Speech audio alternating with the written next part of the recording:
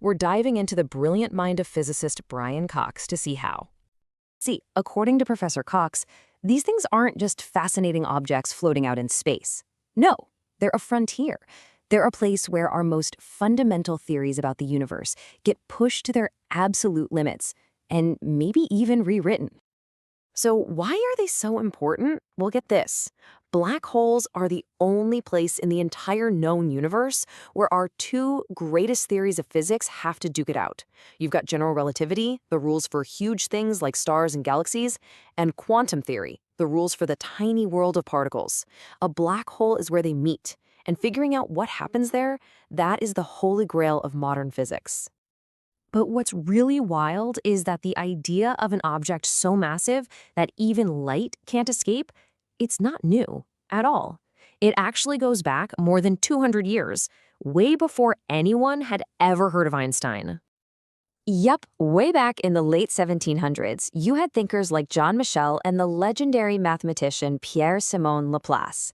And completely separately, they both came up with the same mind-blowing idea, using a concept that was already pretty well understood.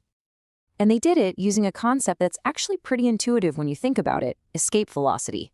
It's just the speed you need to completely break free from the gravity of a planet or a star. For instance, to get off Earth, like a rocket heading for the moon, you've got to be hitting about 8 miles a second. That's really, really fast. But then you look at our sun, which is just unbelievably more massive. For the sun, that speed skyrockets to around 400 miles per second. So the more massive you are, the faster you have to go to escape. Michel and Laplace just took that simple logic and ran with it. They thought, okay, what if there's a star so incredibly dense and massive that its escape velocity is faster than the speed of light? Since nothing can go faster than light, that star would be totally invisible, a dark star. I mean, that 18th century idea was just astonishingly ahead of its time. But it really took Einstein and his theory of general relativity to show us what these things truly were. And boy, is it a whole lot weirder. So, the edge of a black hole, that's the famous point of no return. It's called the event horizon. And from our perspective, looking in, Einstein's equations say something incredible happens there. Time itself appears to just grind to a complete halt. And then there's the center, the singularity. But here's the crazy twist. It's not really a place you go to. Because space and time gets so warped, the singularity becomes a moment in your future that you are destined to hit. It is, quite literally, the end of time. So for decades, that was the picture we had, this eternal cosmic prison where nothing could ever get out.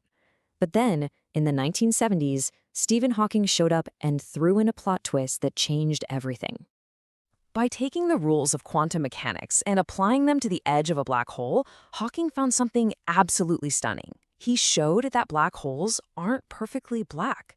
They actually have a temperature. They emit particles. They glow. This faint glow is called Hawking radiation. And the implication here is massive. I mean, if a black hole is constantly giving off energy and particles, it must be losing mass, right? And that means black holes aren't forever. They slowly evaporate and eventually they just disappear. So how does this even work? Well, the quantum world is this chaotic fizz of particle pairs popping into and out of existence all the time. Right near an event horizon, sometimes one particle from a pair falls in, but its partner escapes. That escaping particle zips away, carrying a tiny piece of the black hole's energy with it. And over trillions and trillions of years, this process makes the black hole shrink until, poof, it's gone. But you know how it goes in science? Hawking's incredible discovery created a brand new problem, one of the biggest headaches in physics today. It's called the black hole information paradox. So here's the problem. A black hole gobbles up stars, planets, maybe the occasional unlucky spaceship. All that stuff had unique properties, right? A specific arrangement of atoms. That's information. So when the black hole evaporates into a completely random fizz of radiation, what happens to all of that information? Is it just deleted from the universe? This sets up a huge cosmic contradiction. Because one of the absolute most fundamental bedrock laws of physics is that information can never, ever be destroyed. You can scramble it, you can rearrange it, but you can't erase it. And yet, Black holes look an awful lot like giant cosmic information shredders. Think of it like this. Imagine you burn a book. To you and me, that story is gone for good. But in principle, if you could capture every single particle of ash, smoke, and heat that came off that fire, you could piece together exactly what the book said.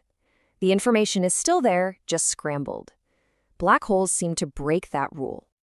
And the search for a solution to this paradox has pushed scientists to the absolute edge of what we understand about reality, forcing us to ask some really, really strange questions about the universe itself.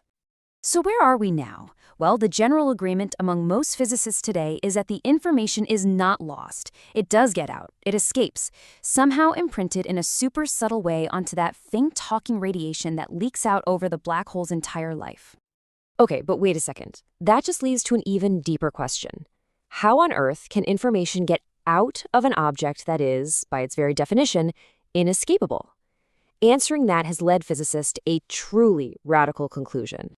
The implication is absolutely staggering. It seems that space and time themselves might not be the fundamental building blocks of the universe. Instead, they might be an emergent property, kind of like how the wetness of water emerges from a bunch of individual H2O molecules. They're built from something deeper, something more fundamental, probably tied to the quantum world. And this is why black holes are so important. By forcing us to solve these paradoxes.